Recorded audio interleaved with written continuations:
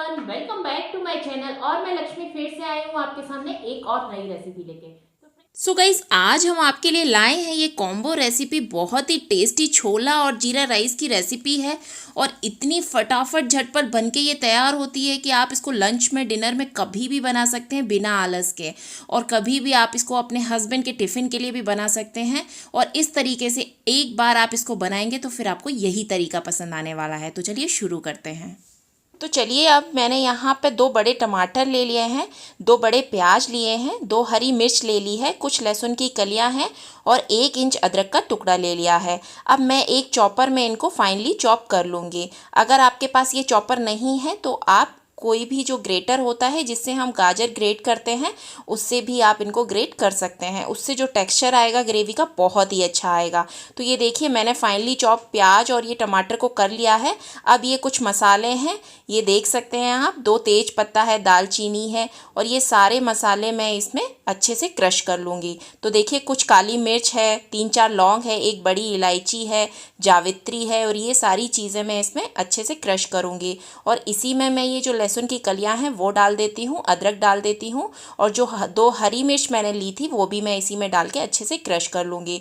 तो गाइज़, इस तरीके से अगर आप एक बार बनाएंगे तो आपको इतनी पसंद आएगी कि हर बार आप इसी तरीके से बनाना पसंद करेंगे। और बहुत ही आसान तरीका है, कोई भी इसमें झंझट नहीं है। और ये देखिए, मैंने अच्छे से क्रश कर लिया है। तो चलिए अब छोला बनाना स्टार्ट करते हैं। तो एक कुकर मैंने गैस पर रख दिया है, उसमें 2 बड़े चम्मच मैंने ऑयल डाल दिया है।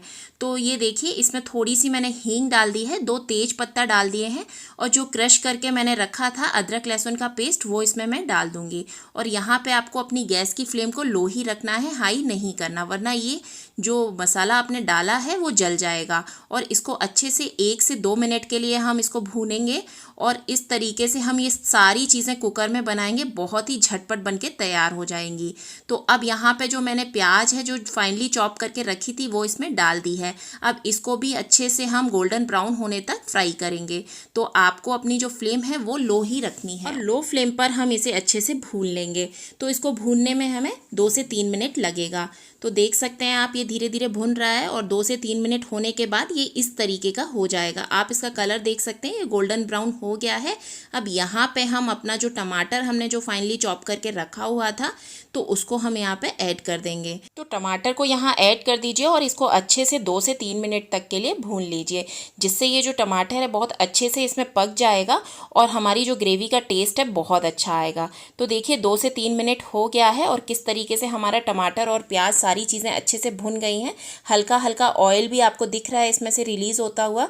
तो अब इस स्टेज पे आके हम इसमें कुछ हमारे सूखे मसाले डालेंगे। तो देखिए, 1.5 स्पून मैं यहाँ पे धनिया का पाउडर डालूंगी और 1/2 स्पून मैं इसमें हल्दी पाउडर डालूंगी और 1 स्पून मैं यहाँ पे कश्मीरी लाल मिर्च का पाउडर डालूंगी, जिससे हमारी जो ग्रेवी का कलर है बहुत ही अच्छा आएगा और हमारी जो ग्रेवी है वो स्पाइसी भी नहीं होगी। बस मैंने 2 हरी मिर्च का यूज़ किया है, उतना ही स्पाइसी हमें चाहिए।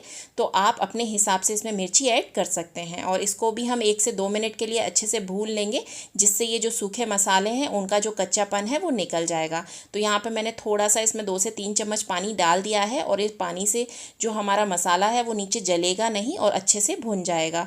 तो इस तरीके से आपको फ्लेम को लो ही रखना है, लो फ्लेम पे आपको अपने मसाले भूनने हैं। तो आप देख सकते हैं यहाँ पे कैसे ऑयल हमारे मसाले में से रिलीज हो गया है।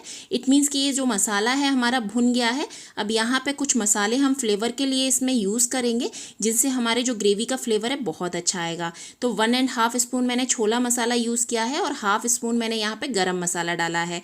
अगर आपके पास छोला मसाला नहीं है तो आप सिर्फ गरम मसाला डाल के भी इसको बहुत टेस्टी बना सकते हैं।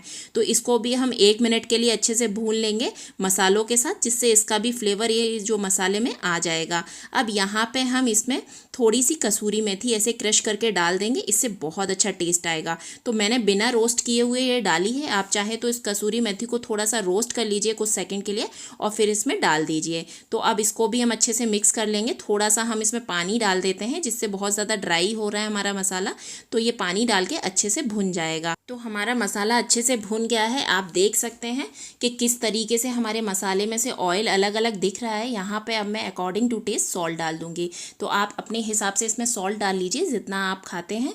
तो ये देखिए मैंने डाल दिया है, इसको अच्छे से मिक्स कर दूँगी। अब ये मसाला हमारा रेडी है। अब यहाँ पे हम अपने छोले ऐड करेंगे। तो ये छोले मेरे 1 कप हैं जो मैंने रात को भिगो दिए थे। 7 से 8 घंटे के लिए इसको भिगो दीजिए और ये भीग के कितने अच्छे फूल गए हैं। और इनको इसमें ऐड कर दीजिए। इसको कुछ भी बॉईल करने की ज़रूरत नहीं है, हम इस कुकर में ही इनको बनाएंगे। तो ये सारे छोले जो मैंने इसमें डाल दिए हैं, अब 1 आलू मैं इसमें छील के ऐसे डाल दूंगी। तो इस आलू से जो आपकी ग्रेवी का टेक्सचर है बहुत ही अच्छा आएगा और इसका टेस्ट भी बहुत अच्छा आएगा। और इस तरीके से आप डालकर एक बार ज़रूर बनाइएगा, ये आपको बहुत पसंद आने वाला है। मुझे तो ये बहुत पसंद आता है। तो 1 से 2 मिनट के लिए मैं इस मसाले को अच्छे से मिला दूंगी जिससे ये सारे मसाले छोले और आलू में अच्छे से मिक्स हो जाएंगे। अब यहाँ पे मैं इसमें पानी डालूंगी।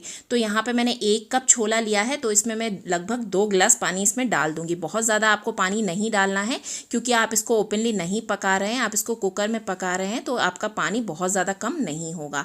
तो यहाँ देखिए मैंने इतना 2 से 2.5 गिलास पानी इसमें डाल दिया है और इसको हमें 7 से 8 सीटी लगानी है मीडियम फ्लेम पर। आपको ये फ्लेम बिल्कुल हाई नहीं करनी है, आपको लो टू मीडियम फ्लेम रखनी है और आपको इसमें 7 से 8 सीटी लगानी है। तो अब ये हमने रख दिया है। अब हम अपना राइस की तैयारी कर लेते हैं। तो यहाँ पे ये देखिए इस कटोरी से सारा मेज़रमेंट मैंने किया है। 1.5 कटोरी मैंने यहाँ पे ये बासमती राइस लिया है।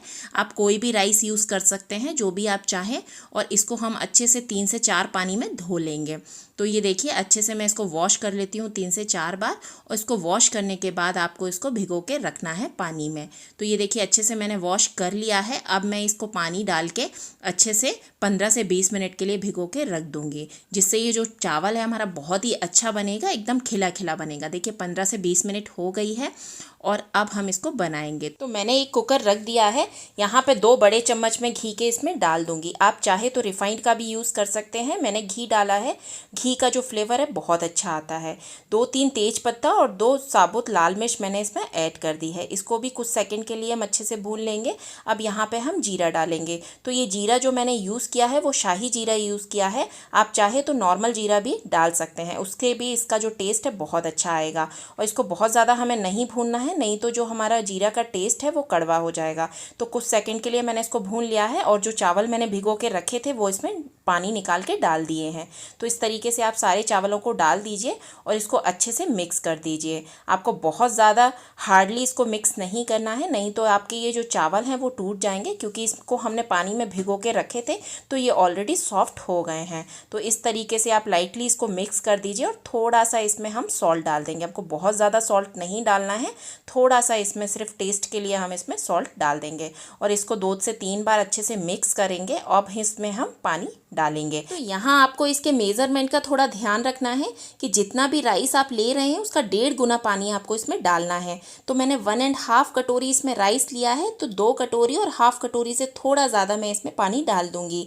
इतना पानी से ये राइस हमारा कुकर में इतना परफेक्ट बनेगा, एकदम खिला खिला बनेगा।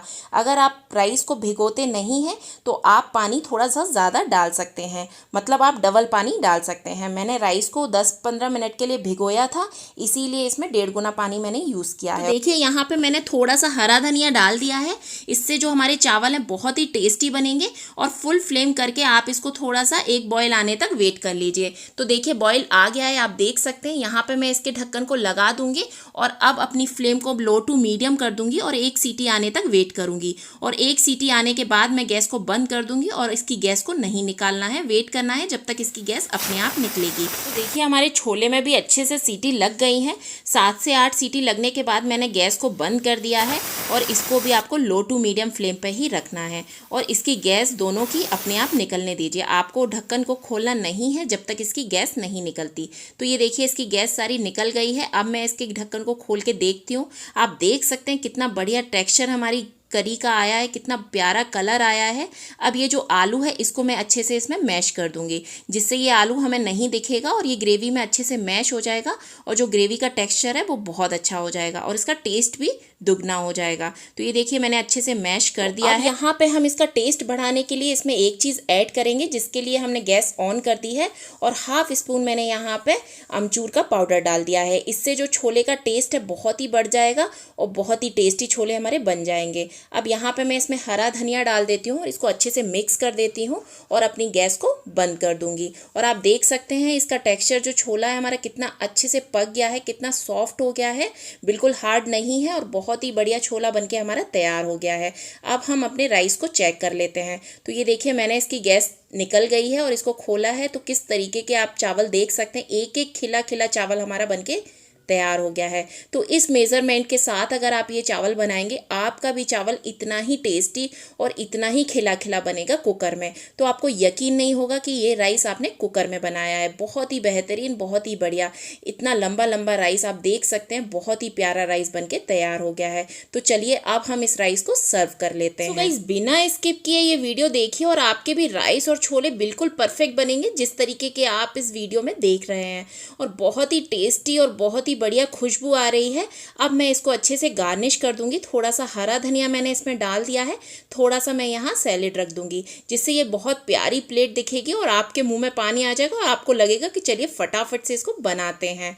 तो अब यहाँ पे मैं थोड़े से अदरक के जूलियन डाल दूंगी, जिससे ये बहुत ही सुंदर दिखेगा। तो इस तरीके से आप इसको बनाइए फटाफट, ये बहुत ही झटपट रेसिपी। और आप इस तरीके से एक बार ये छोला राइस घर पर बनाएंगे ना, तो आपके फैमिली मेम्बर्स आपसे ज़रूर पूछेंगे कि इतनी जल्दी आपने ये छोला राइस कैसे बना लिया।